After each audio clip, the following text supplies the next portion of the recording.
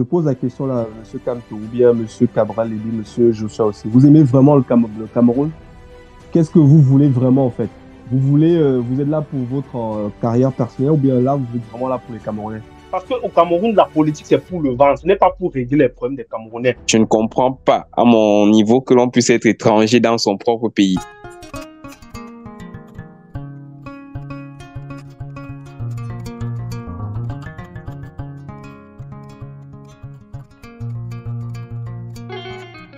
Mesdames, bonsoir, messieurs, bonsoir. Bienvenue à cette autre édition du podcast de 237 Stories. On va le dire tout simplement, c'est une première spéciale. C'est peut-être ma première en tant que présentateur aujourd'hui parce qu'on va dire un gros merci à NBD qui pendant longtemps a officié et surtout qui se repose un peu, on va dire ça comme ça. Et pendant ce petit repos, bien, c'est tout simplement moi qui serai l'homme à tout faire, l'homme qui va diriger les débats pendant un moment. Appelez-moi simplement CWK. Aujourd'hui, nous avons une pléthore de sujets après quelques moments où nous nous sommes reposés. Tout le monde est de retour de vacances, mais on va surtout se faire le plaisir de toujours vous donner de bonnes informations avec de nouveaux analystes qui sont arrivés, des voix féminines également, mais surtout des nouvelles rubriques. Aujourd'hui, d'abord, il faut donc parler avec ceux qui sont présents parce qu'on recommence toujours avec les anciens. Comme on dit souvent, c'est l'ancienne marmite qui fait toujours de meilleures soupes. Pour le débat de ce jour, nous avons retenu trois thématiques très importantes parce que ce sont des thématiques qui reviennent pendant longtemps sur l'actualité, aussi bien camerounaise qu'à l'international.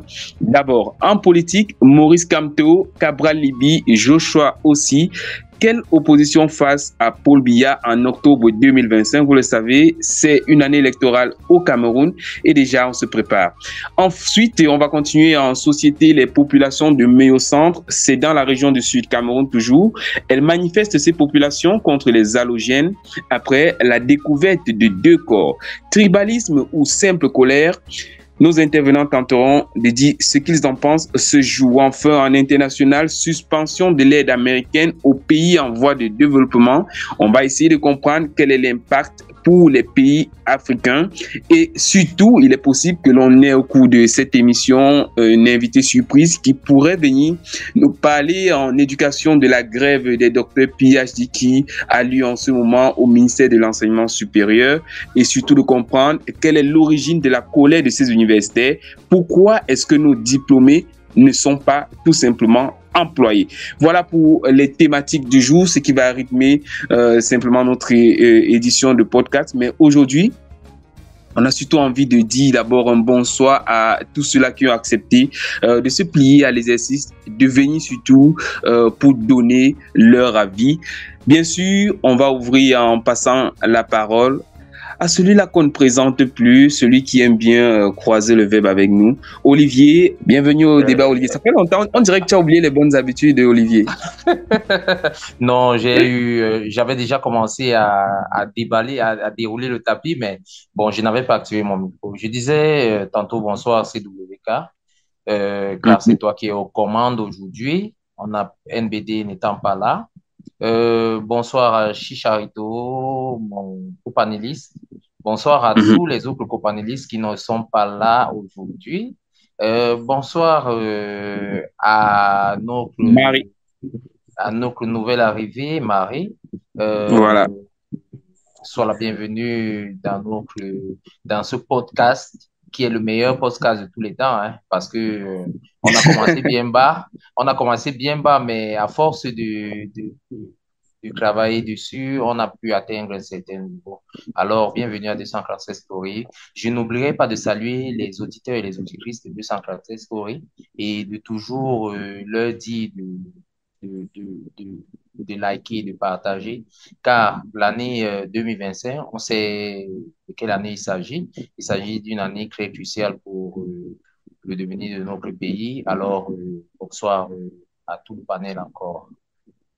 Merci Olivier pour cette première prise de parole et surtout pour ce mot qui est très important. Toujours liker, toujours partager autant que vous le pouvez sur toutes les plateformes d'écoute légales en ligne, mais également pour toutes ces personnes qui nous suivent sur notre site internet, c'est www.237story.net, mais également vous pouvez nous suivre sur notre page Facebook, sur nos réseaux sociaux, c'est 237 Story.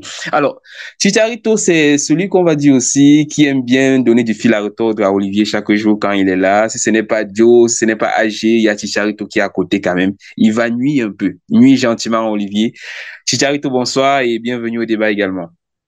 Bonsoir, c'est Loïka. Merci de m'accueillir une fois de plus sur 237 Story.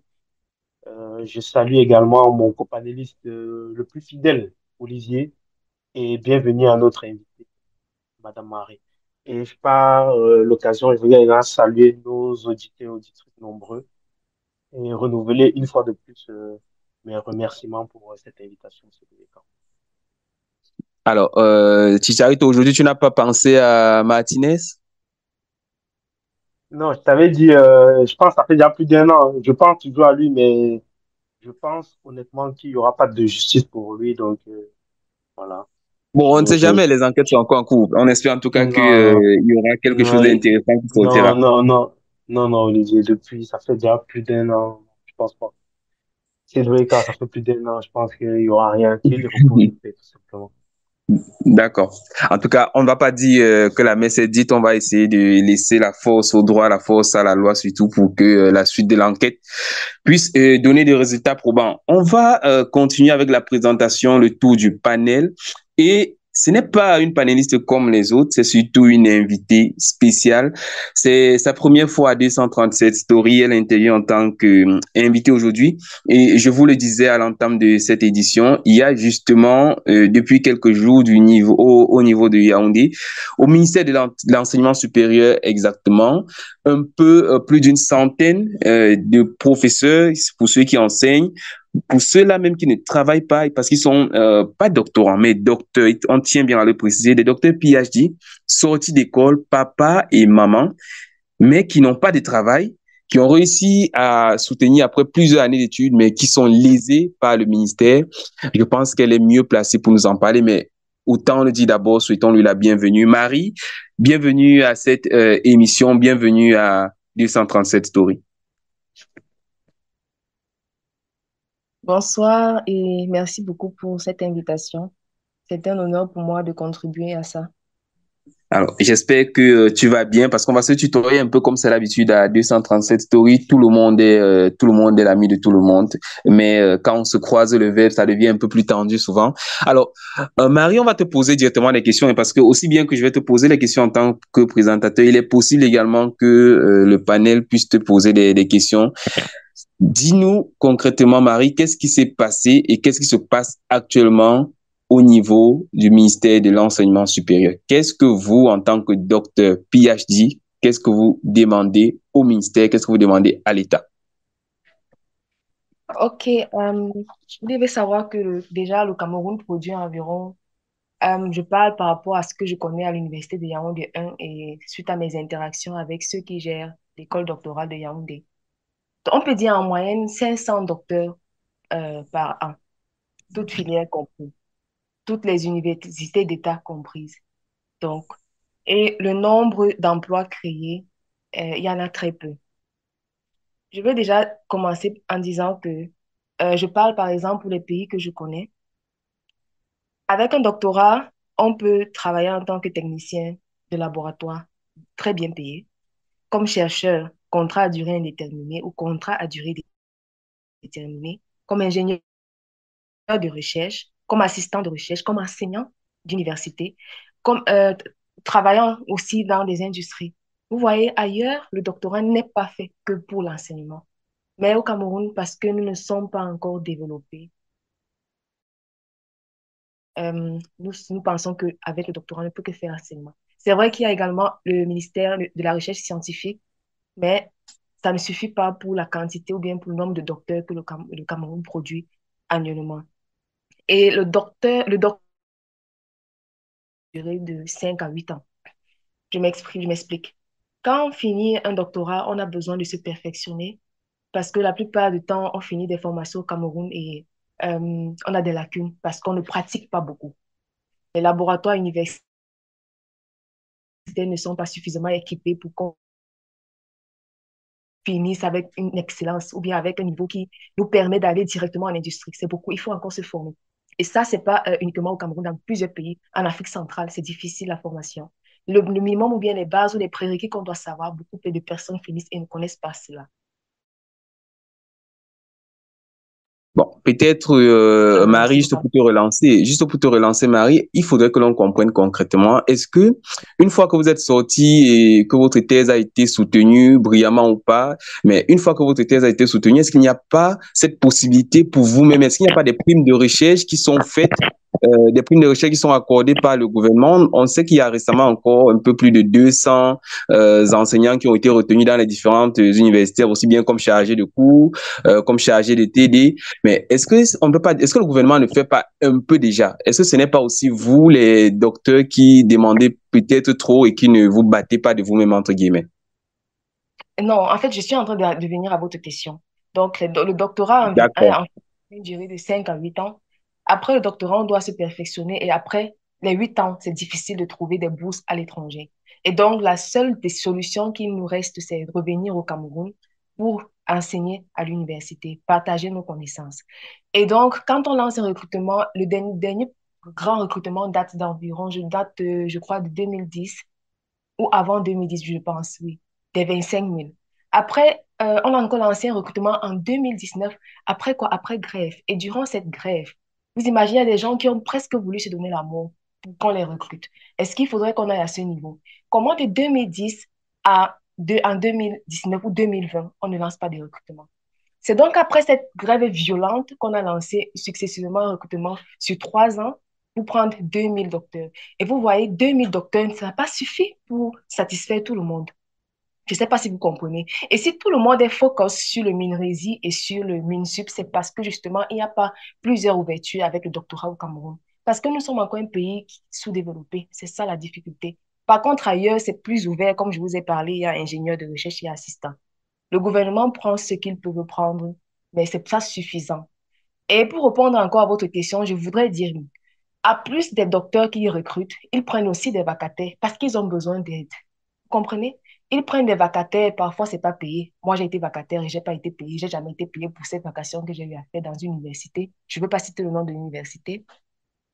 S'ils Bon, prennent juste des pour savoir, est-ce que c'était une université d'État? Juste sans citer le nom, est-ce que c'était une université d'État pour les vacations en vacataires, question? c'était une université d'État, c'est pour ça que je parle. C'était une Ah, université d'État. J'ai pas été payée pour ça, alors que c'est payé par heure, mais j'ai pas été payée pour ça. Mais c'est pas ça le souci. Le souci, c'est si les vacataires sont recrutés, c'est parce qu'on sait qu'il y a un besoin. Ailleurs, c'est pas possible que, vous voyez, au niveau 1, on a environ 10 000 étudiants, ça n'a pas de sens. Et un enseignant ne peut pas gérer 10 000 étudiants. Vous comprenez un peu? Il faut des enseignants à l'université. Entrer en filière BIOS à l'université Diamond 1, par exemple, vous me dites le nombre d'étudiants qu'il y a au niveau 1. Donc, le ratio n'est pas satisfaisant et c'est difficile qu'un enseignant interagisse proprement avec un étudiant. Et à la fin, on se rend compte qu'il y a des problèmes de notes, des notes qui disparaissent. C'est parce qu'un seul enseignant ne peut pas gérer autant d'étudiants. Et donc, il faut de la ressource. C'est pour ça qu'ils prennent les vacataires. Mais pourquoi ne pas les recruter?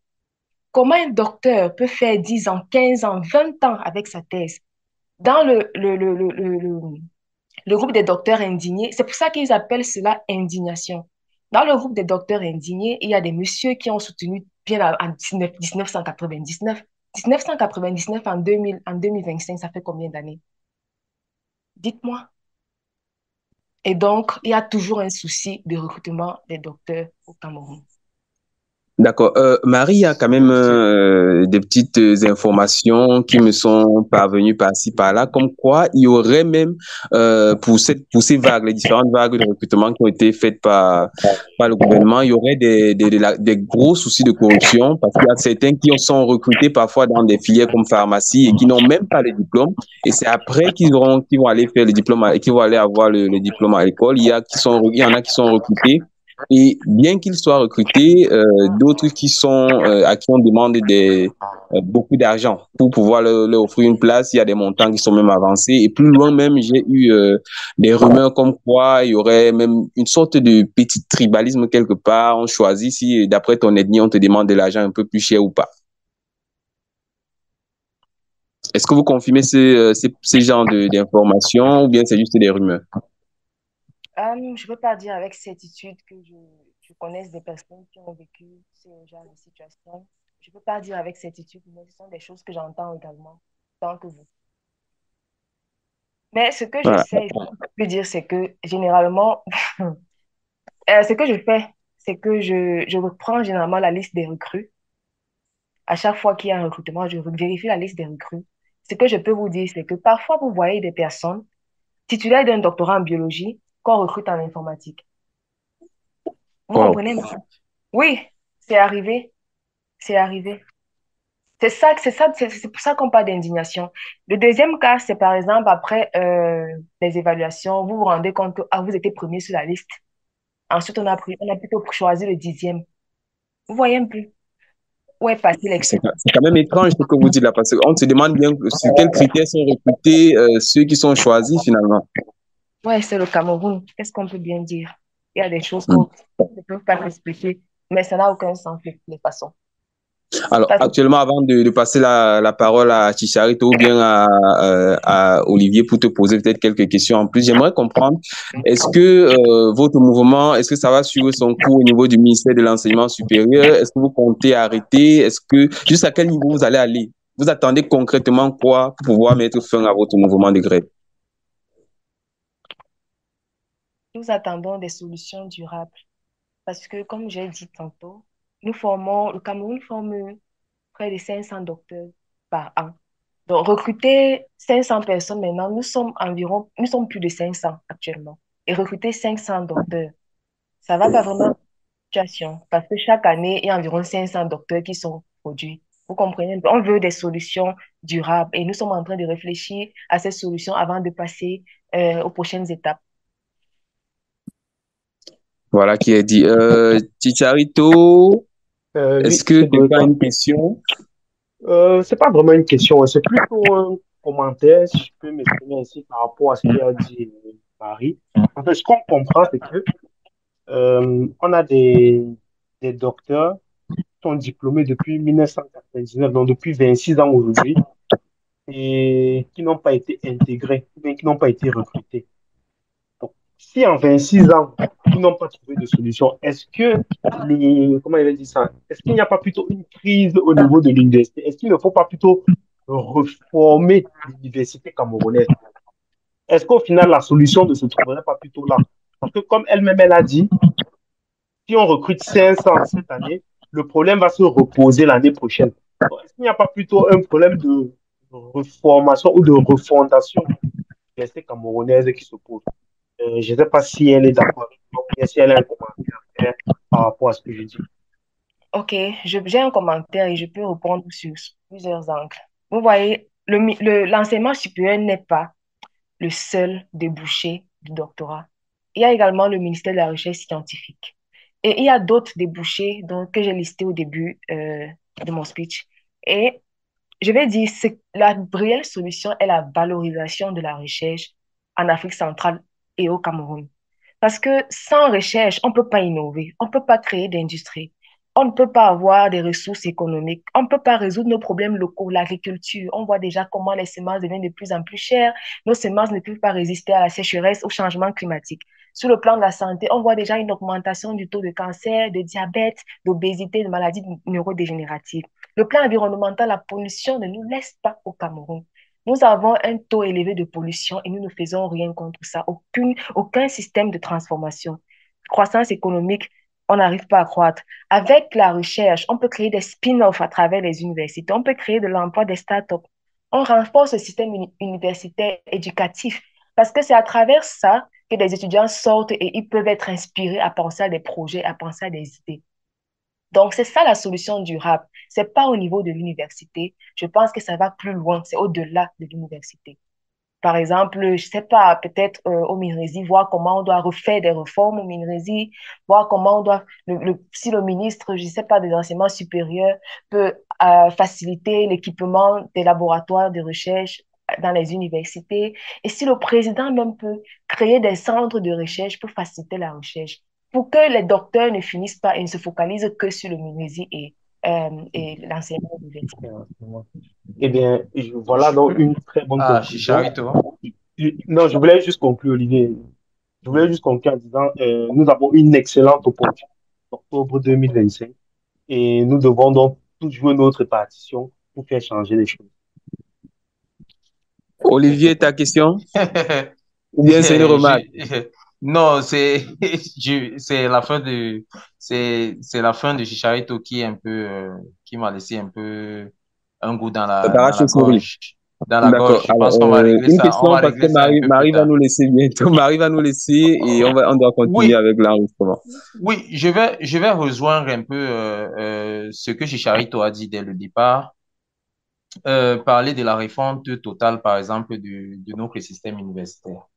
Parce que je suis pas très bien informé, mais j'ai l'impression que euh, tous nos docteurs qui sortent d'université ne ne migrent que vers l'enseignement, ne migrent que vers l'enseignement, alors que ce n'est pas ça qu'on demande à la formation académique. Quand quelqu'un sort, il faudrait qu'il y ait des créations de richesses. Si nos docteurs, nos éminents docteurs ne nous créent pas ne nous créent pas de la richesse, ne font pas des recherches pour améliorer le quotidien de vie des populations et même de la planète même, être à faire de la concurrence à ceux-là qui sont à l'étranger, ça veut dire que le problème est au niveau de notre, de nos,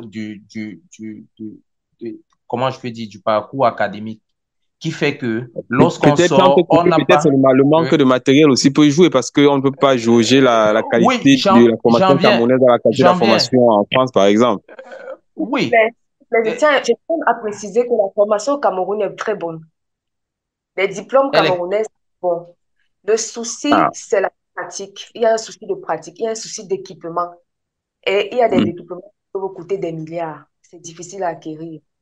Donc, c'est ça. C'est Donc, difficile pour un individu d'acquérir certains équipements. Du coup, le gouvernement doit se soutenir. C'est dans ce là, sens. D'accord. là, je vais dans le sens de Marie qui dit que il faudrait que plus tard, lorsque ils sont sortis, que la recherche soit vraiment effective en créant des centres adéquats pour pouvoir faire que chacun puisse créer soit des startups, soit des ceci pour le développement de la nation et bien et peut-être du monde entier. Mais bon, là maintenant, ça c'est un fait. Mais pourquoi, après tant d'années, des gens qui sont sortis, c'est pas aujourd'hui que des doctorants sortent, hein. Après tant d'années, cela n'est toujours pas fait. Ça veut dire qu'il y a vraiment un grave problème au niveau de l'enseignement supérieur. Je me pose vraiment la question de savoir pourquoi c'est ainsi fait. Oui, le souci, c'est qu'à leur époque, il y avait environ peut-être 7 profs au département de chimie, 5 profs au département de biologie. C'est après, avec le temps, que les personnes ont compris l'importance du doctorat et il y a une augmentation accrue du nombre de docteurs. C'est pas juste d'un coup que le nombre de docteurs a augmenté, c'est avec le temps que le changement est arrivé. Donc, je pense que c'est pas une situation qui est arrivée. Donc, c'est pas depuis des années que le nombre de docteurs est élevé. C'est pas vous si vous comprenez un peu. C'est avec le Oui, temps. je comprends. Ça veut dire que donc pour nous des personnes lambda, la revendication est d'autant plus légitime quand si bien que elle n'est pas seulement pour les docteurs qui se plaignent maintenant, mais pour la génération future de docteurs qui va sortir dans les prochaines cuvées, les prochaines années.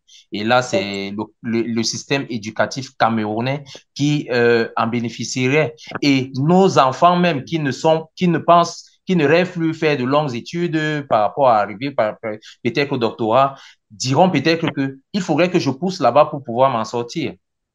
Je pense Ouais, que c'est ça. c'est exactement ça. C'est pour ça que j'ai parlé de pollution durable, sustainability, solution durable.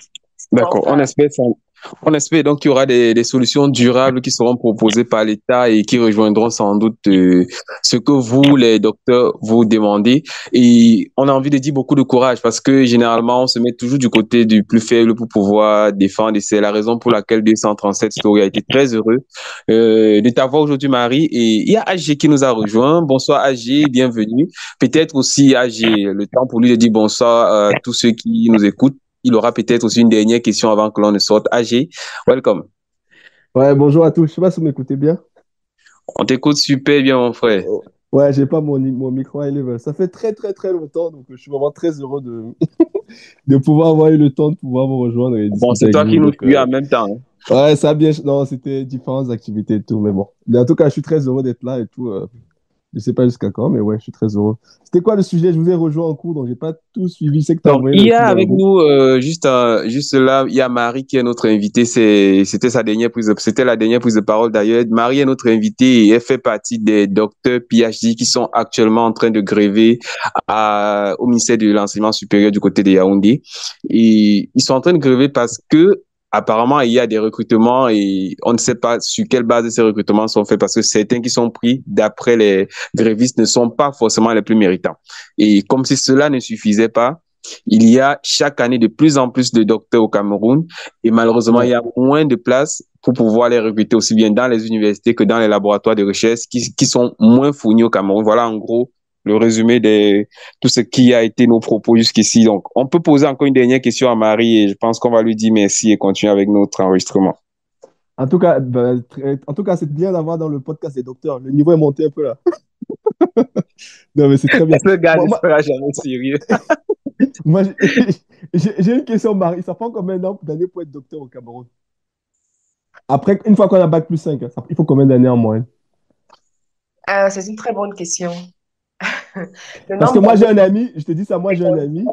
On a eu le bac ensemble. Il est sorti docteur l'année dernière. Et j'ai eu l'impression que ça fait 10 ans qu'il fait son doctorat. Ouais, c'est possible au Cameroun. Et du coup, alors que c'est quelqu'un de bon qui a jamais redoublé, donc je pose la question un peu, c'est quoi en moyenne un peu C'est possible. Ailleurs, c'est 3 à 4 ans. Et puis je sais. ici, ça a beaucoup tardé, c'est 5 ans. Mais au Cameroun, ça va de 6 à 7 ans. La Waouh. personne qui Oh. fait ses travaux de thèse et qui soutient avant 6 ans, c'est un miracle. Ouais. Bah écoute, moi je suis pour cette situation-là. Moi, j'ai toujours trouvé, en tout cas, moi, c'est mon. Je pense qu'à un moment donné, il va falloir légiférer un peu sur sur le doctorat, que ça devienne une sorte de concours, même pas un concours, qu'on décrète le nombre de docteurs qu'on peut former et qu'on a besoin par année, quoi. Parce qu'effectivement, je me suis toujours fait la réflexion de me dire, mais comment on peut former autant de doctorants? Parce qu'au Cameroun, effectivement, on aime bien étudier. Donc il y a des gens, ils arrivent en bac plus 5, ils savent que bon, ils vont pas forcément trouver du boulot, ils vont parfois en doctorat par défaut. C'est pas le cas de tout le monde, hein. Mais on se retrouve avec plein de docteurs et surtout, il n'y a pas de renouvellement. Les gens qui sont là, ils ne partent pas, ils ne partent jamais à la retraite, donc les professeurs, etc. Donc, il y a un renouvellement qui se fait pas dans le haut. Du coup, il y a plein de gens qui arrivent toujours et on se trouve avec une situation où c'est un peu bloqué, quoi.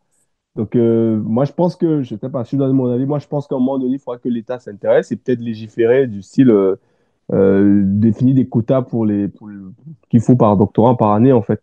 Comme c'est fait peut-être dans les médecins, etc. Mais la question, parce que mieux vaut peut-être avoir peu de docteurs, mais que ces docteurs-là soient réellement, puissent vraiment gagner leur vie et utiliser vraiment pour les compétences qu'ils ont fait. Parce que je trouve vraiment lamentable que des mecs qui ont fait, après le bac plus 5 enchaîner encore 5 6 7 années d'études pour se retrouver à donner des cours dans dans des petits établissements pour pouvoir survivre, quoi.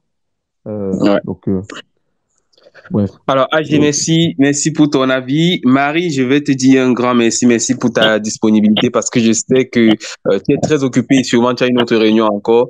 Merci surtout d'avoir été là pour ta présence sur 237 Story. C'était un plaisir de t'avoir comme invité. Eh bien, on t'attend. La prochaine fois, c'est comme tu veux. Si jamais il y a de nouvelles informations, n'hésite pas à venir nous parler à 237 Story. Merci, Marie. Merci, au revoir. Au revoir, merci Alors, Marie. on À la va prochaine. continuer avec notre podcast et tout simplement, on va aller au gros du sujet parce que, je vous le disais à l'entame, il y a beaucoup de choses à dire et surtout en cette année électorale au Cameroun, c'est beaucoup de sujets sur la table. Alors, en politique, Maurice Kamto, Cabral Liby et Joshua aussi, là, on n'a parlé que de ceux qui sont vraiment au devant de la scène. Quelle opposition face à Paul Biya en octobre 2025. Voilà le gros sujet sur la table.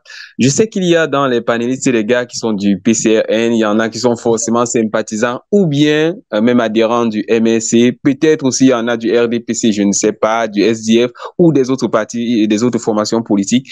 Moi, j'ai simplement envie de poser la question que tout le monde attend. Peut-être AG, parce que tu avais la parole en dernier. Est-ce que l'opposition camerounaise est prête pour 2025? Moi, honnêtement, je pose la question. Je pose la question là, M. Kamto, ou bien M. Cabral, et bien M. Joshua aussi. Vous aimez vraiment le Cameroun? Qu'est-ce que vous voulez vraiment en fait? Vous voulez, vous êtes là pour votre carrière personnelle ou bien là, vous êtes vraiment là pour les Camerounais? On dit là, c'est Einstein qui a dit que la bêtise, c'est répéter la même chose et espérer un résultat différent. Et là, on est totalement dans la bêtise en fait. Je comprends pas que ces mecs-là, qui disent vouloir aimer le Cameroun, qui veulent vraiment un changement, parce que tous les Camerounais, on est tous unanimes qu'on veut le changement. Tout le monde. Je pense que dire ça, ce n'est pas faire offense à M. Biya ou à ses partisans. Il faut reconnaître qu'il a fait, si c'est 30, je ne sais plus, 40 ans au pouvoir. Il est vieux, il est fatigué, il faut qu'il aille se reposer. Et je pense qu'il faut une alternative. Mais pour qu'il y ait une alternative crédible, pour qu'il y ait vraiment du changement, il faut que tous ces gens qui disent qu'ils aiment le Cameroun, qui disent qu'ils veulent changer la vie des Camerounais, qui disent qu'ils aiment le Cameroun, qui s'asseyent sur une table et qui réfléchissent un peu. Parce que là, ce qu'ils sont en train de faire là et tout, ben en fait, ça va produire les mêmes effets en fait. Et bien sûr, c'est bien d'avoir un pluralisme, c'est bien d'avoir que chacun ait son mot à dire. Mais là, c'est les mêmes gens qu'on a vus lors de la dernière campagne? C'est exactement les mêmes gens, ils veulent repartir divisés et tout ça. Mais j'ai envie de leur dire, mais asseyez-vous sur la table, mettez un programme commun, discutez, mettez vos égos à la poubelle et faites en sorte de proposer quelque chose pour les Camerounais pour qu'ils puissent s'en sortir en fait. Parce que là, moi honnêtement, je suis sidéré et choqué de me dire en fait que ces mecs-là, en fait, ils sont incapables. En gros, ils sont incapables de s'asseoir et de mettre de l'unité pour qu'il y ait du changement dans le Cameroun, en fait. Et après, on va se plaindre que je sais pas, que les Camerounais n'aiment pas leur peuple, que Biya, là, il faut partir. Mais l'opposition, ils foutent quoi, en fait? Je les mettre tous dans le même niveau, que ce soit M. Kamto, M. Cabral, M. Joshua ici. Si vous aimez vraiment le Cameroun, asseyez-vous, allez dans un endroit, allez même sans vos conseillers et tout ça. Prenez un billet d'avion, allez quelque part, mettez-vous dans une chambre et tout, dans une pièce, enfermez-vous et ressortez de là avec un candidat et proposez quelque chose aux Camerounais, en fait. C'est tout. On en a marre de cette. Comment dire? On en a marre de ce nivellement vers le bas, quoi. On en a marre, en fait, des faits divers. On en a marre de si ces on m'en tient conneries-là. à ce que tu dis, Bref. l'idéal serait d'avoir de virer vers une candidature unique de l'opposition. Moi, je pense que oui, parce que là, là, au final, je vous pose la question. Au final, là, ça a servi à quoi tout ce qui s'est passé lors de la dernière élection? Il y a plein de gens qui se sont engagés, plein de gens qui ont voulu faire les trucs. Ils ont semblé, un moment, ils ont dit qu'ils allaient s'associer et tout ça.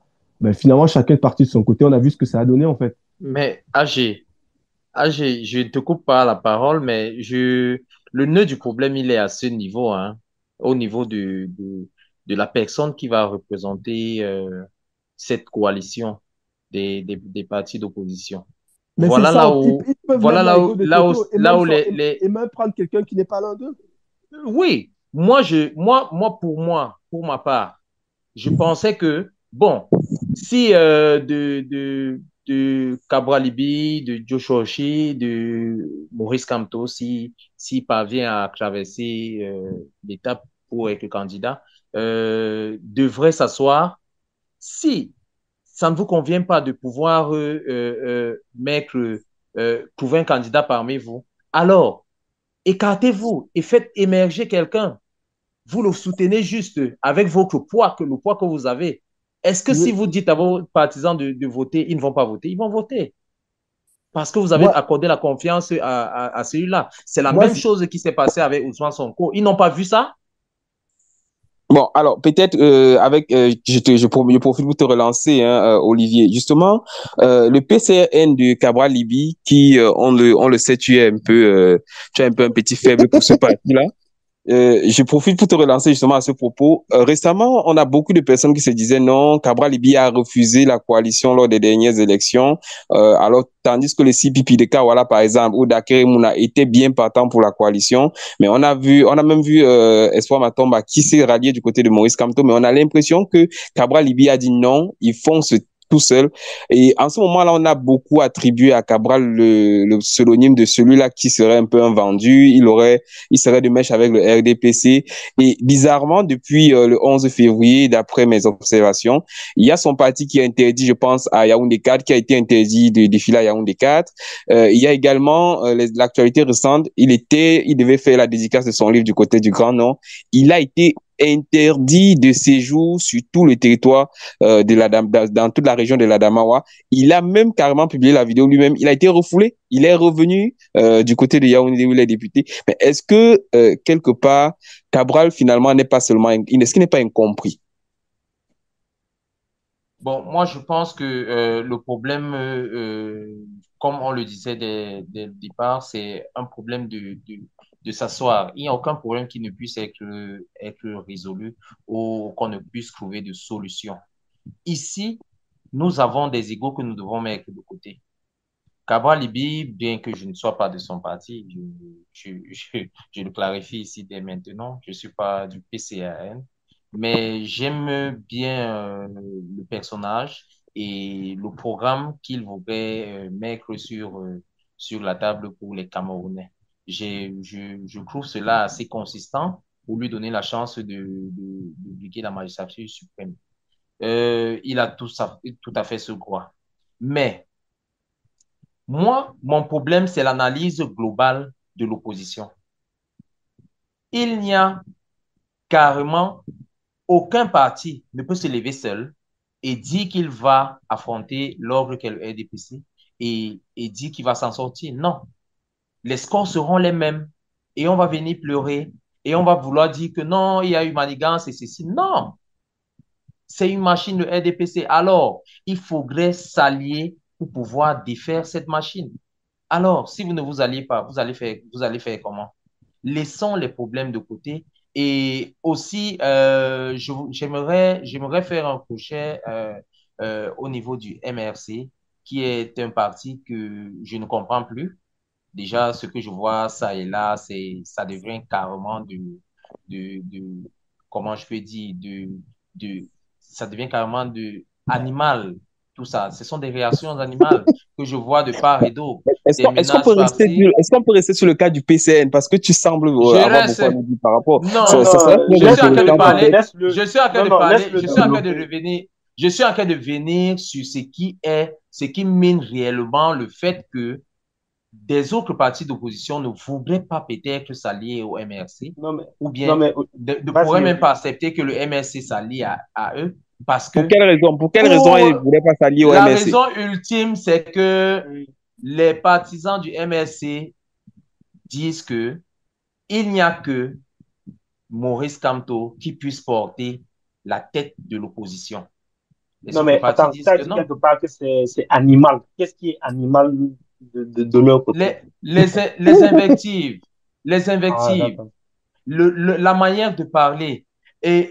et le fait que on ne laisse pas le choix à d'autres citoyens de pouvoir penser autre chose.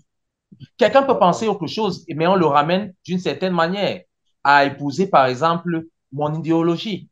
Ben, ce n'est pas en faisant de la force ou bien en menaçant de mort ou bien en menaçant de ceci. C'est vraiment très dangereux et ça crée un repli sur Non, chaque partie. Je vais pas non, parler je vais c'est pas ce que parler tu de, fais. Vas-y, vas-y. oui, oui, non, vas-y, Charito. Non, J'ai c'est ce que l'impression tu que, fais, c'est ce que tu dis qui est dangereux. Mais quand tu dis qu'on menace de mort, il faut être précis. Qui a été menacé de mort par un militant du MSC? Sois précis. C'est une question, juste pour qui a été menacé de mort par un militant du MSC?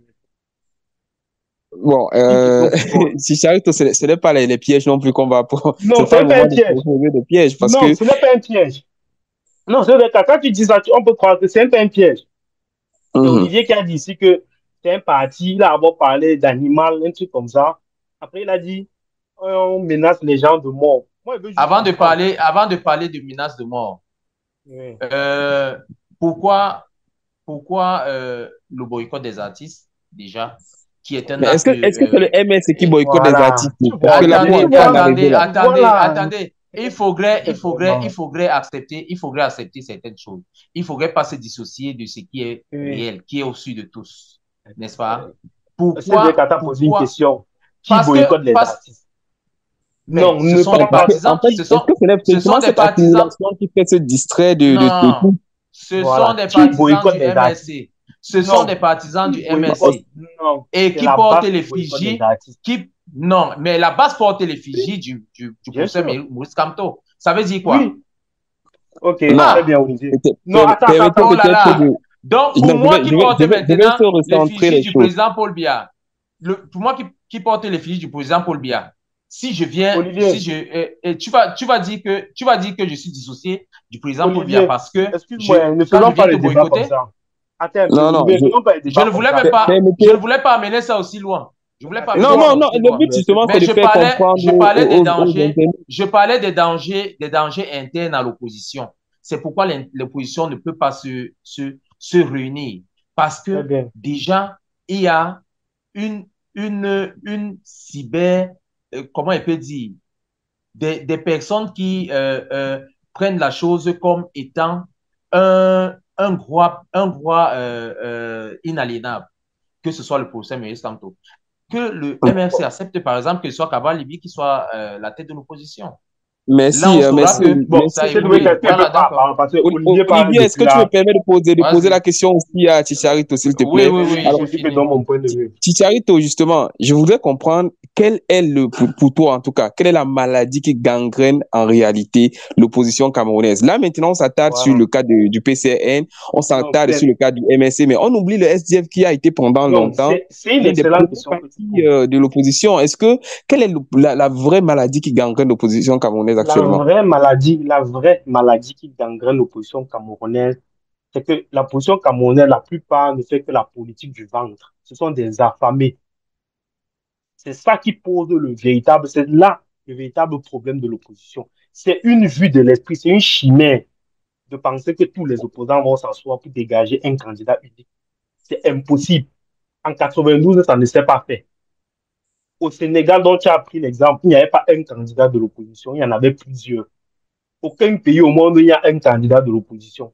Ça ne s'est jamais vu nulle part. Et ce n'est pas le Cameroun qui va inventer cela. Et principalement les Camerounais, pour la plupart, qui ont leur parti politique, ils ne pensent qu'à leur ventre. Vous savez tous un parti politique dont le président a insulté, le président de ce parti a insulté le président de la République pendant plusieurs années. En 2018, a retourné sa veste et aujourd'hui dans le gouvernement. On ne connaît aucun autre On militant. peut le citer, c'est le ministre Jean de Dieu Momo, il n'a pas peur Bien lui-même sûr, on peut le d'avouer d'avouer mais qu'il a son retournement de veste. ce qu'il avait dit, c'est qu'il avait fait une interview, on lui avait dit, est-ce que vous allez quitter le gouvernement? Il a dit, mais quitter le gouvernement que je suis fou.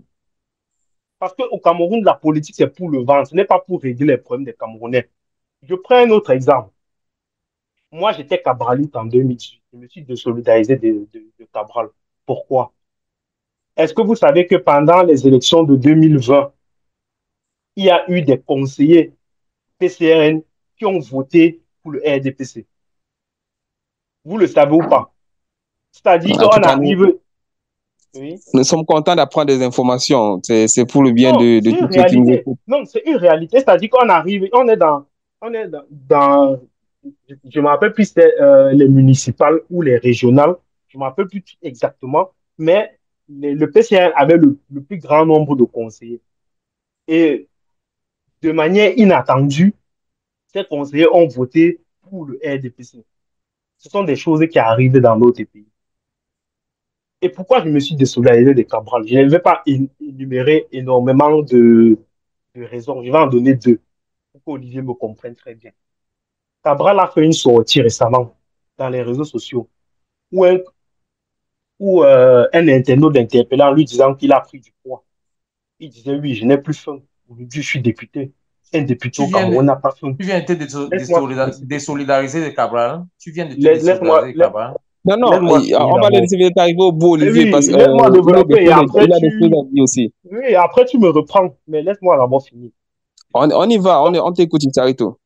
un député de la nation, quelqu'un qui aspire à gouverner le Cameroun, qui vous dit qu'aujourd'hui n'a plus faim parce qu'il touche 1 million, ça veut dire qu'il n'est pas entré en politique pour résoudre nos problèmes. Il est entré en politique pour résoudre ses propres problèmes.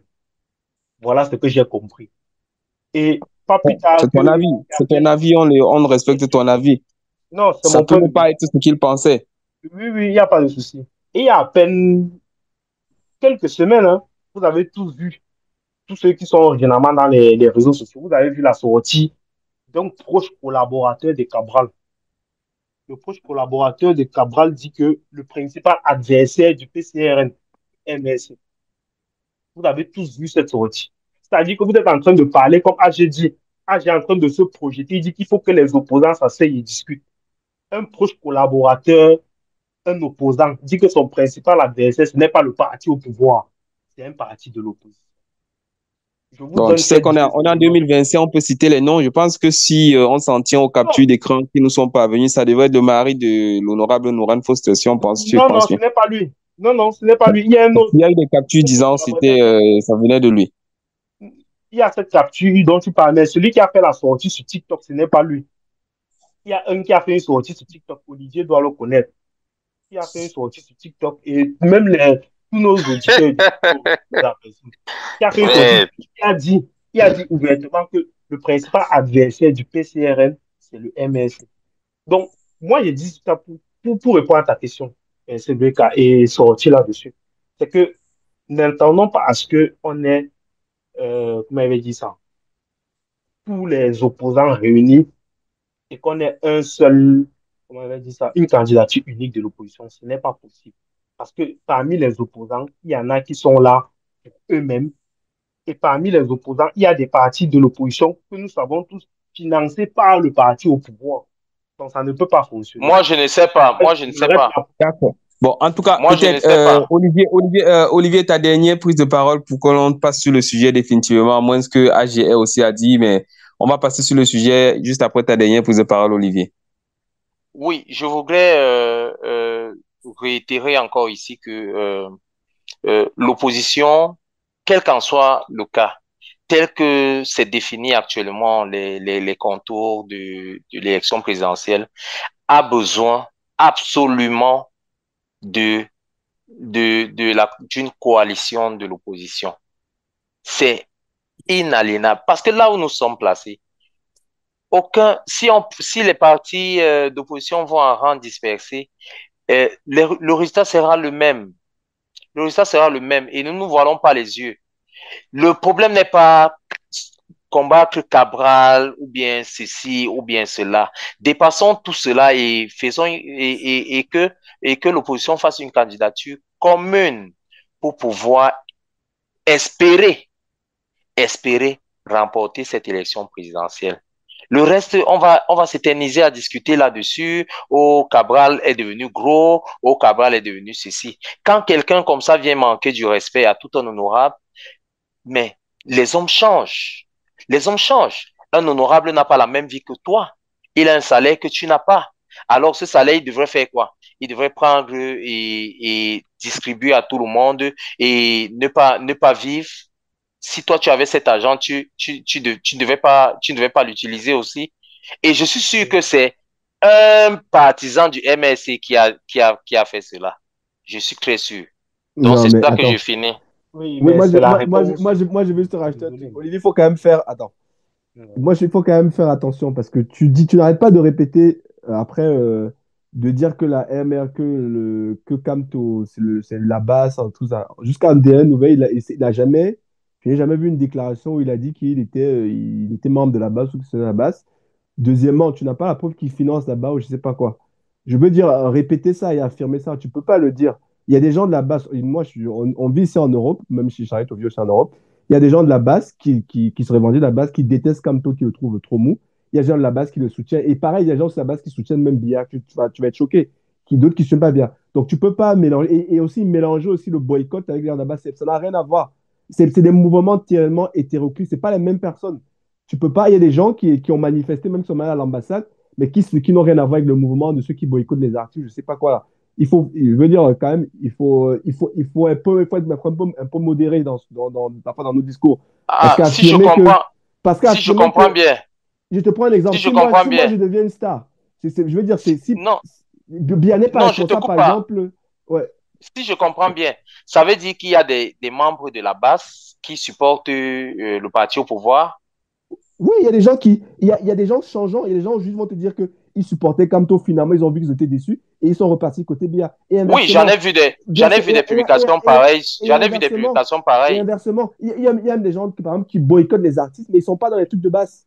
Parce qu'ils sont, enfin, je veux dire, c'est des mouvements, c'est pas forcément les mêmes personnes. Tu as peut-être l'impression parce que tu vas avoir quelques têtes d'affiche sur les réseaux sociaux, mais des fois, c'est même pas ceux-là qui sont vraiment dans l'action. Donc, c'est pour ça que je dis, on ne peut pas affirmer comme ça que Kamto, il est à la base. Jusqu'à DN Nouvelle, il ne les finance pas. Il ne finance pas ces gens-là. Donc, dire qu'il est de la base, non, je ne suis pas d'accord, moi. Moi, je pense que la base, c'est un mouvement qui est né ici en Beng, des gars qui sont ici en Beng.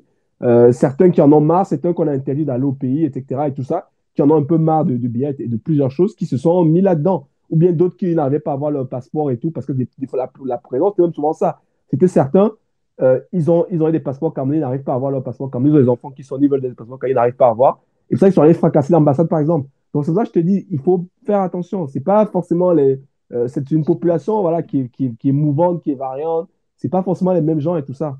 Donc, D'accord. et je te dis encore Peut-être dans la base, pour, oui, je voulais juste conclure à ce sujet, avec ce sujet-là, Agi, justement, et ouais, pour te rejoindre, parce qu'il y a, juste avant la base, pour ceux qui, aujourd'hui, la génération d'aujourd'hui ne connaît que la base, mais avant la base, il y a eu ce qu'on appelait à un moment le code, Le qui code, était d'accord. pratiquement avec les mêmes agissements que la base. En ce moment, il n'y a pas Maurice Kamto. Et c'était pratiquement les mêmes manières de penser. Parce que je me rappelle des noms comme, je crois, Venant Bois, qui faisait beaucoup de textes, entre autres. Et c'était des gens encore plus violents même que ceux de la base. Peut-être la base a un peu une manière particulière d'agir. En tout cas, je crois que 237 Stories se désolidarise de tous ceux qui organisent des casses et qui sont pour le désordre. Et on dira toujours on est après tout républicain et on essaye de faire de notre mieux pour ramener les choses à l'ordre. Alors, on va passer peut-être à la deuxième thématique du jour qui va un peu dans le sens de la première thématique. C'est en société. C'est pas vraiment c'est société, mais un peu avec une petite touche de politique. Pourquoi? Parce que on parle cette fois-ci des populations de Meio Centre. Là, on est dans la région du Sud, Sud Cameroun, et les populations ont manifesté contre les halogènes. Halogène qui, d'après les populations, aurait tué deux sudistes, une personne d'abord avec un écart de 3 jours. Et il y a eu une casse pas possible. Il y a des vidéos terribles. On a parlé même des morts, mais surtout beaucoup, beaucoup de blessés dans les hôpitaux actuellement. Et on demanderait à ceux qui ne sont pas, qui sont étrangers, entre guillemets, de rentrer chez eux. Je parle bien pour ceux qui ne comprennent pas et qui écoutent le podcast, qui ne sont pas camerounais. C'est simplement des populations camerounaises qui sont dans la région du Sud, qui demandent aux Camerounais qui ne sont pas ressortissants de la région du Sud, donc qui sont halogènes, de bien vouloir rentrer chez elles. Voilà, en gros, l'état des choses actuellement. Chicharito, quelle est ton observation? Quelle est ton analyse de cette situation-là? Je ne sais pas si tu as fait exprès, mais tu as fait un enchaînement de sujets qui me réconforte. Parce que Olivier, tout à l'heure, disait que ceux qui ont cassé les ambassades ou ceux qui boycottent les artistes portent les effigies de Maurice Kamto. Donc, ils sont partisans. Dans le sujet que tu présentes, c'est le cas, on trouve aussi certains qui ont les tenues du RDPC. Est-ce qu'il faut forcément dire que c'est le président de la République qui les envoie sur le terrain? Donc, et c'est pour ça que je reviens sur HG. C'est-à-dire qu'il faut arrêter de faire ce genre d'analyse un peu rapide. Parce que là, ça veut par exemple dire que c'est le président de la République qui les a envoyés sur le terrain. Bon, Bon, ce n'est c'est pas vrai. loin de là, mais j'aimerais que Voilà. tu répondes à la question d'abord, ton Je vais répondre à la analyse, question. Bien loin sûr, des guerres politiciennes. je vais répondre à la question, mais il fallait quand même que je déconstruise d'abord l'argumentaire de mon très cher ami Olivier. Et maintenant, pour répondre à ta question de manière directe, moi, je trouve que c'est désolant. On se rend compte que le Cameroun a, de mon point de vue, besoin de changement. Après 43 ans, on ne peut pas comprendre que des populations d'un même pays se comportent encore de la sorte. Et malheureusement, j'ai envie de dire, d'interpeller les forces de l'ordre J'ai vu récemment dans un journal où la dame qui avait fait ses besoins dans l'OCOP a été présentée à la population devant les médias avec une escouade de policiers tout autour. Bon, je me dis, pour une dame comme celle-là, on n'a pas besoin d'avoir une dizaine de policiers. Et là, sur le terrain de Meyo, dans la région, voilà, tel que tu as présenté, on ne voit aucun FMO. Ça, c'est ça que je n'arrive pas à comprendre. Les préfets, sous-préfets, qui ont souvent, quand un opposant doit manifester, ils disent qu'il y a un risque de trouble à l'ordre public. Donc, ils voient le trouble 2 semaines, un mois à l'avance. Là, sur une situation comme celle-là, elles sont, comment elle veut dire ça? Comment je vais m'exprimer? Elles sont absentes de manière inexplicable. Et donc, c'est plutôt là que je voudrais un peu mettre l'accent. C'est pourquoi les FMO, pourquoi les autorités administratives sont absentes dans ce type dans ce type de manifestation. Voilà ce que je peux dire d'emblée. Peut-être elles ne sont pas si absentes que ça, les autorités administratives, parce que on a vu quand même des populations qui ont cassé l'une après l'autre les boutiques et chose quand même étrange. Là, je passe la parole à Olivier. Ce ne sont pas les boutiques des sudistes qui étaient cassées, mais c'était les boutiques qui étaient considérées par les populations comme étant des boutiques des étrangers. Je parle toujours d'étrangers avec des guillemets parce que je ne comprends pas à mon niveau que l'on puisse être étranger dans son propre pays. Mais Olivier, attends, non, attends, avant de passer à parole, Olivier, je n'ai pas compris quand tu dis que les FMO ne sont pas si absentes que ça. non, elles ne sont pas si absentes parce que quelque part, on a vu, elles ont intervenu, même si c'était Oui. un peu plus tard, elles ont quand même fait intervenir, sortant de, je crois, de Bolo, si j'ai bonne mémoire, pour intervenir quand même. Mais où je suis un peu, je suis déboussolé, c'est de comprendre que des populations je veux dire, des Camerounais qui chassent des Camerounais. Et une chose encore toute étrange pour te poser la question, Olivier, on recense dans la même région. Ce n'est que dans la région du Sud principalement, c'est la 5e fois au moins que des populations qui ne sont pas sudistes se sont repoussées. On a vu récemment encore, il y a eu un meurtre où on a dit que c'était un ressortissant de la région de l'Ouest, un Bamoun qui aurait eu à commettre le meurtre. Et une fois la police a mené les enquêtes, il s'est avéré que ce n'était pas quelqu'un qui était ressortissant de la région de l'Ouest, mais c'était clairement quelqu'un du Sud. Et l'affaire s'est assez comme ça.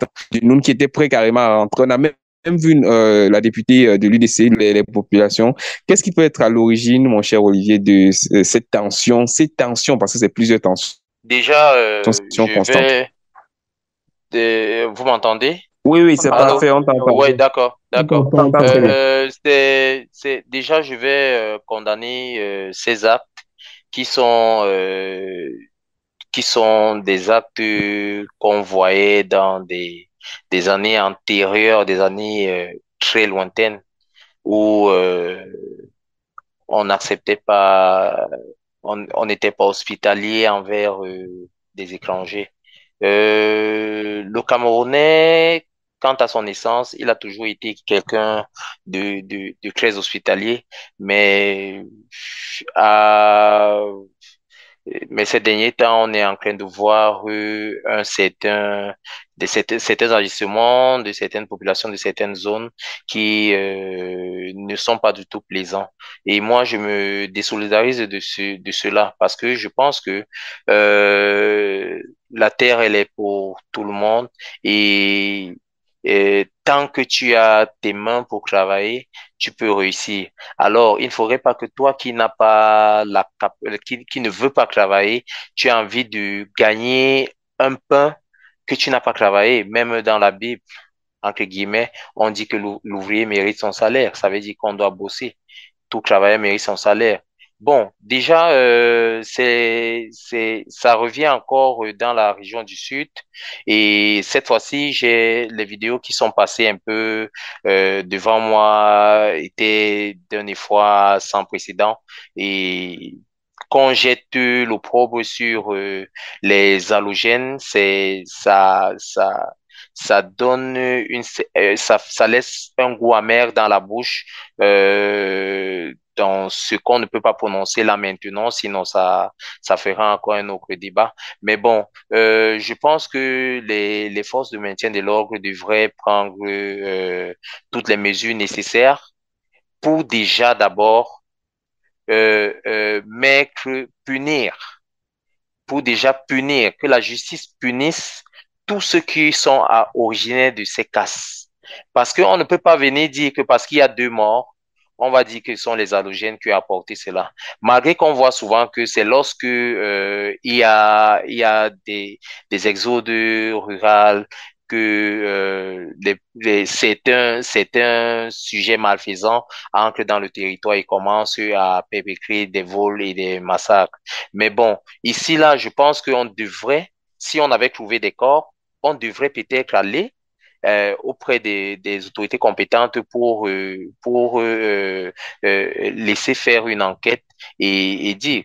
Tu as si bien dit là, CWK, que le dernier en date où on accusait, par exemple, un ressortissant du Noun, ce n'était même pas une vérité parce qu'elle a été déconstruite de toutes pièces. Alors, qu'est-ce qui pousse ces gens à faire cela? Je ne voudrais pas me projeter sur un repli identitaire ou bien une forme de xénophobie, mais je pense que le temps est encore rattrapable et que ces individus-là qui ont commis ces actes, parce qu'il y a toujours des têtes de file qui ont commis ces actes, puissent être capturés et remis à la loi et subir toute la rigueur de la loi. Donc, c'est tout ce que je peux dire parce que ces actes sont vraiment pas bien à voir.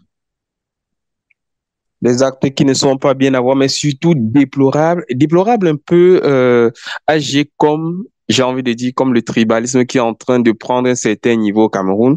De temps à autre, on voit un peu que ce soit du niveau de, récemment c'était à Maba encore où on voyait des populations s'entre-déchirer et tout récemment c'était aussi du côté de l'extrême nord où des populations, des bergers étaient en train de s'entretuer pour juste parce qu'ils bagarraient pour un point d'eau.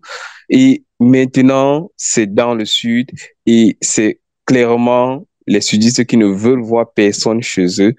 Du moins, est-ce que en ce moment, si on ne vit pas une ère qui est toute proche de celle d'Hitler, où on avait cette envie d'épuration? Peut-être que je suis un peu violent dans mes mots, mais j'ai l'impression que c'est ce que l'on vit aussi âgé. Ouais, ouais, c'est assez Tutubambus car il y a plus proche de nous là. D'ailleurs, on doit faire attention à ça.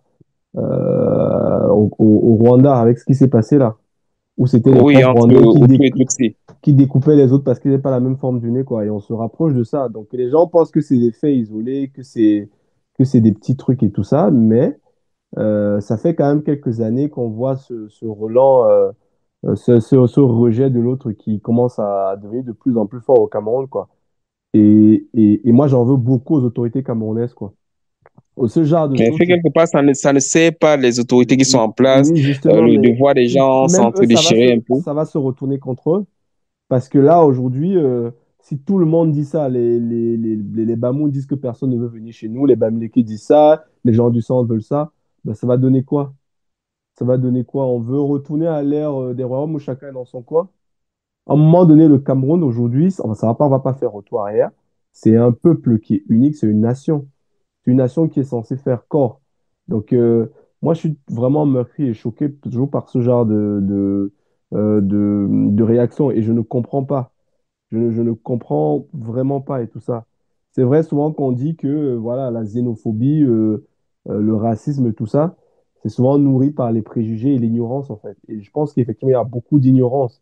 Parce que si on va me demander à ces personnes-là, pourquoi vous agressez ces autochtones-là, c'est quoi la vraie raison en fait? On va s'en rendre compte que c'est souvent juste pour des conneries en fait, pour des choses qui ne valent pas la peine quoi. Donc, il faut que l'État, à un moment donné, doit être fort et rappeler qu'en gros, le Cameroun, c'est le Cameroun. Un mec qui est né au sud, il peut aller vivre à l'ouest s'il veut.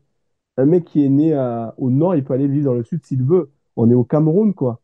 Donc, Mais pourtant, la loi camerounaise condamne fermement le tribalisme. Il y a les propos haineux, des propos qui sont discoutoires et qui vont dans le sens du tribalisme sont fortement réprimandés par la loi camerounaise. Mais rien n'est fait. Et c'est quelque chose que moi, je pense que ça doit être un sujet qui doit devenir prioritaire. Il faut rééduquer les gens à la base, quoi. Rééduquer ce que c'est que le Cameroun, ce que c'est qu'une nation. Pouvoir faire comprendre aux jeunes que les chefs traditionnels, les pères de famille, partout, qu'il faut arrêter avec ce discours. Et tout part de quoi?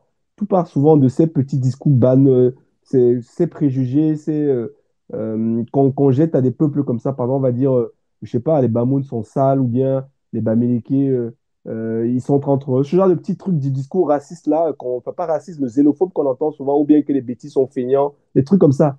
Ça doit commencer déjà même par nous-mêmes. Arrêter avec ce genre de discours, avec ce genre de clichés qu'on jette sur les peuples. Parce que c'est ça, il y a des gens qui sont vraiment ignorants, qui sont pas assez éduqués pour pouvoir faire la part des choses, pouvoir se dire que, ben, à un moment donné, un Camerounais, il peut vivre partout, quoi. Et moi, je pense que l'État camerounais, parce que ça nous concerne tous, en fait, tous à notre niveau, on doit formellement condamner ce genre d'acte-là. Parce que à côté de nous, je vous le redis, il n'y a pas si longtemps que ça, les Rwandais, ils se sont fait massacrer. Il y a eu des millions de gens qui sont massacrés, deux peuples, deux frères dans un petit État, qui se sont massacrés, qui ont été, un peuple a été anéanti à la machette, parce qu'ils avaient une forme du nez différente des autres, quoi. Donc il faut faire gaffe à ça, quoi. Et ça peut monter très vite. Donc moi, je condamne totalement ça et je pense que l'État camerounais ne devrait pas laisser ça, quoi. Même pas que l'État camerounais, nous, Camerounais, ça nous interpeller. Et on doit dénoncer ce genre de choses, quoi. Et aussi arrêter avec les petits clichés, préjugés qu'on peut avoir, quoi. Voilà. Donc, moi, c'est ce que je pense, hein. Ouais, je Et suis un faites... Ok. peu d'accord avec toi, mais pas totalement, hein. Pas totalement, parce que pour moi, l'entièreté de À quel niveau tu n'es pas d'accord, Ticharito? ouais, ouais, parce que pour moi, l'entièreté de la responsabilité incombe à l'État. Pourquoi? Parce que c'est l'État qui a commencé par introduire des notions comme autochtone et allogène. C'est lui qui a commencé par faire ça. Non, Dans un je pays, ne pense Bon, comment à, ça peut je ne pense pas que ce soit l'État pas de façon aussi claire, en qui tout est, cas. qui introduit ça. mais si, Les mots comment ça? autochtones et les entités autochtones et allogènes, ça existe. Ça Oui, existe, mais c'est représentatif.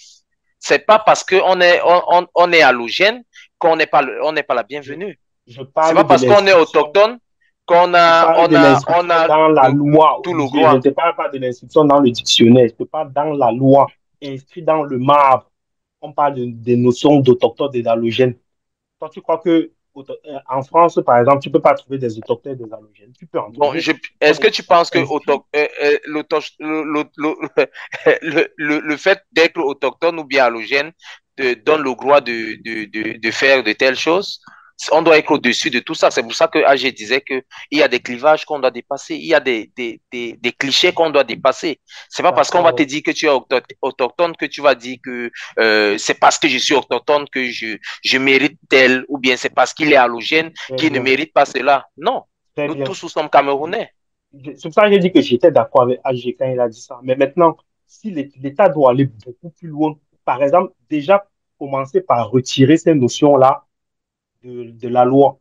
Et ensuite, CEDVK a parlé de la loi qui sanctionne les propos haineux et tribalistes. Nous connaissons tous les chaînes de télé. Je prends un personnage que tout le monde connaît au Cameroun, Monsieur Elim Bilobé. Vous connaissez tous les propos qu'il tient matin, midi et soir sur tous les plateaux de télé. Pourquoi il n'a jamais été inquiété, ce monsieur? Pour quelle raison Peut-être n'a-t-il peut-être parce que jamais ces propos été servent la inquiété? cause actuelle, Et actuelle de certains dirigeants. Je ne sais pas. voilà, c'est la raison pour laquelle je dis que, j'ai dit que ça va commencer par nous, entre nous, n'avons aucun problème. Je prends Olivier et moi, je n'ai aucun problème avec Olivier. Et Olivier et moi, nous sommes issus de deux régions différentes. Les Camerounais n'ont pas de problème entre eux. C'est l'arène politique qui crée cela. Et qui dit politique, pour ça, je parle de l'État. C'est à l'État de sanctionner ça. Si vous regardez le gouvernement actuel au Cameroun, vous ne voyez pas qu'il y a toutes les tribus, toutes les ethnies représentées là-bas. Ils n'ont pas de problème entre eux. Ils n'ont pas de problème. Si vous Ah, prenez 5 ministres, vous voyez tout le monde est représenté. c'est, Ah, ils n'ont pas de c'est problème. ça. c'est ça en fait que les médias et les réseaux sociaux voudraient nous faire comprendre. Alors que dans le quartier où je vis, par exemple, je suis dans une communauté, par exemple, de l'Ouest, et je me sens chez moi. Mes enfants restent là, ils sont chez eux, et tu ne peux pas entrer euh, monter mes escaliers, par exemple, sans que mon voisin qui est de l'Ouest m'ait appelé que est-ce que tu connais la personne qui est en train de monter là?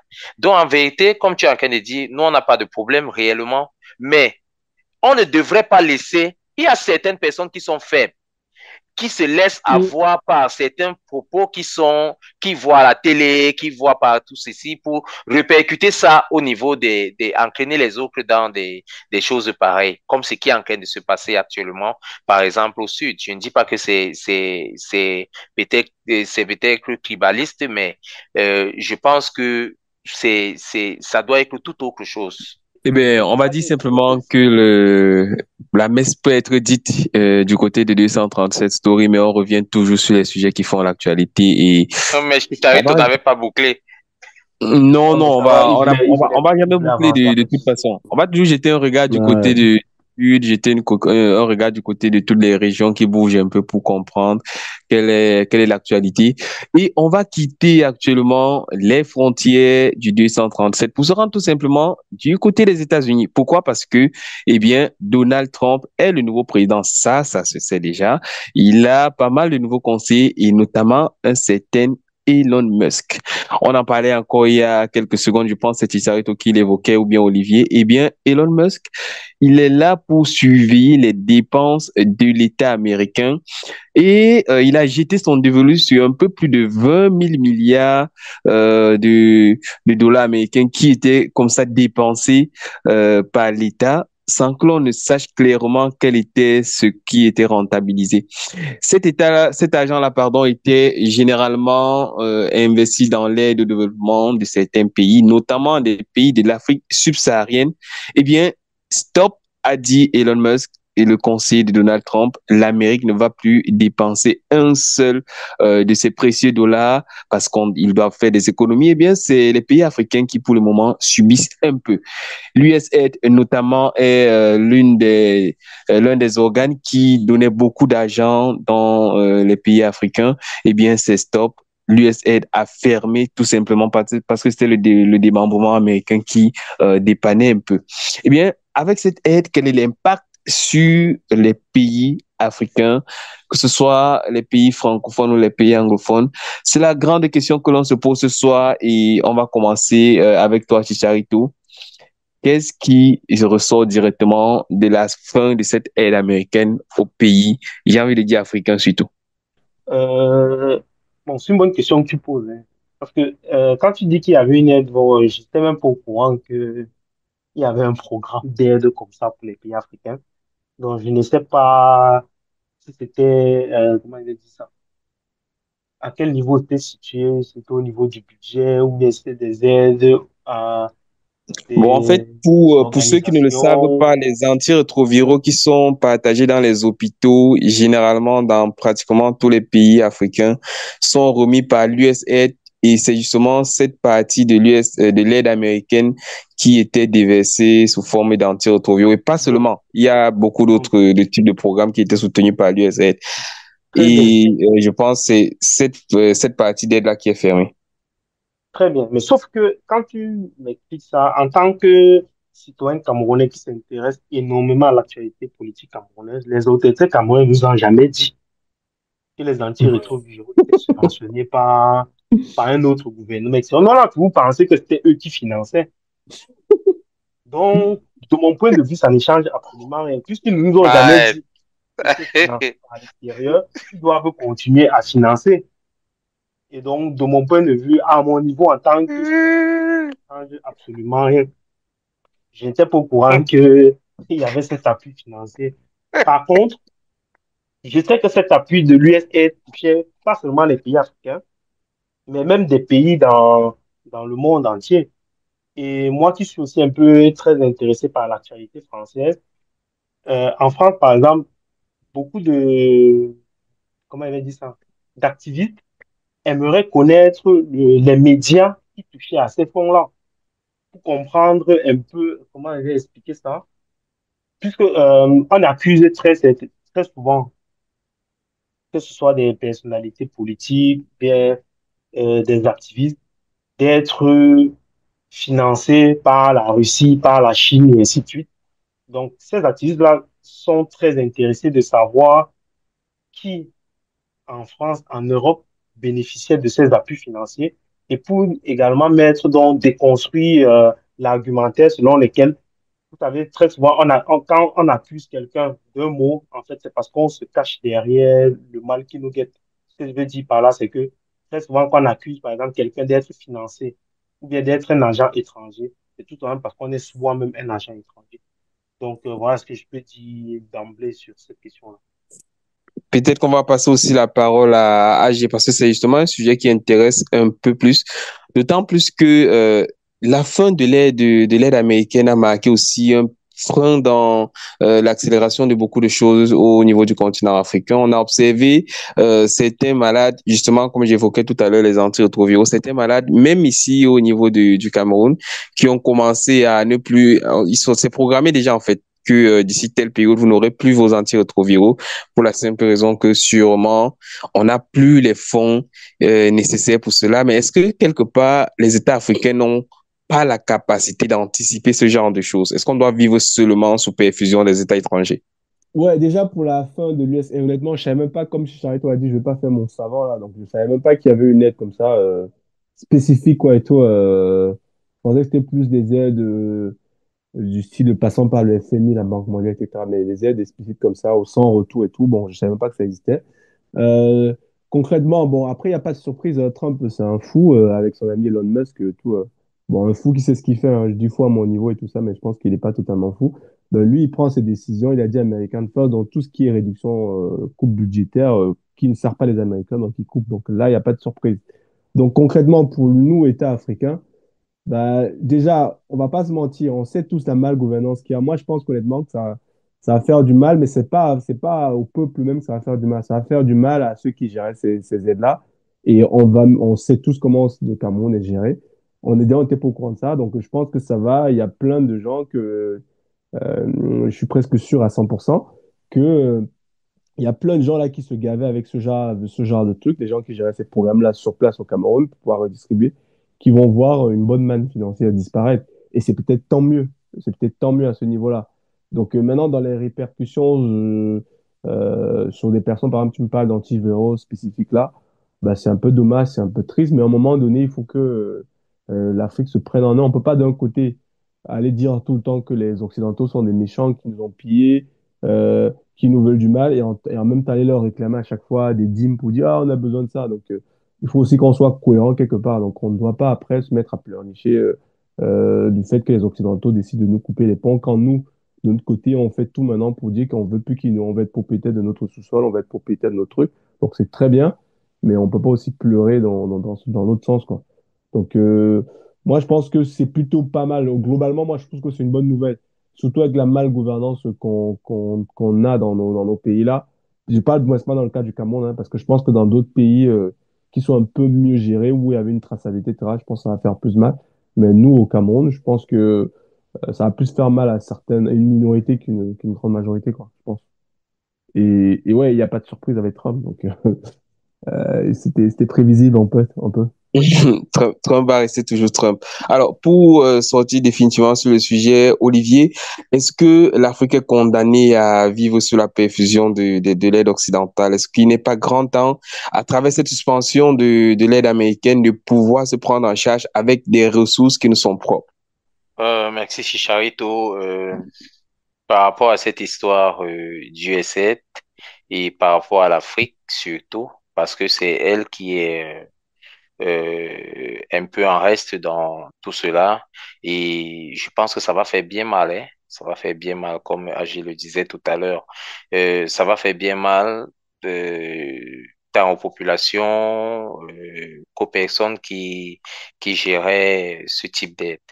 Les programmes, se font un peu sous forme d'aide. Si je rappelle un peu l'historique, vous voyez par exemple l'UNICEF, l'OMS, l'UNFPA, tous ces organisations-là sont en fait je peux dire à 70%, je pense, pensionnés par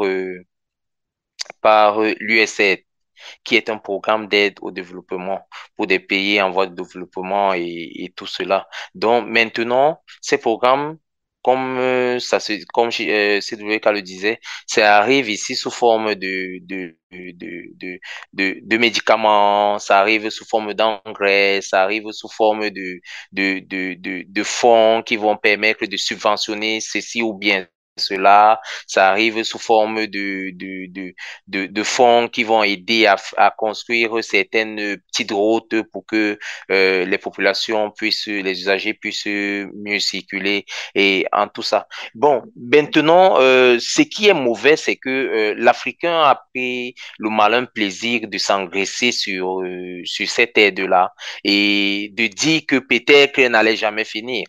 Elle n'allait jamais finir, qu'elle devait être éternelle. L'USAID est installée depuis d'un demi-siècle. Alors, pourquoi ne pas avoir pris le problème en amont?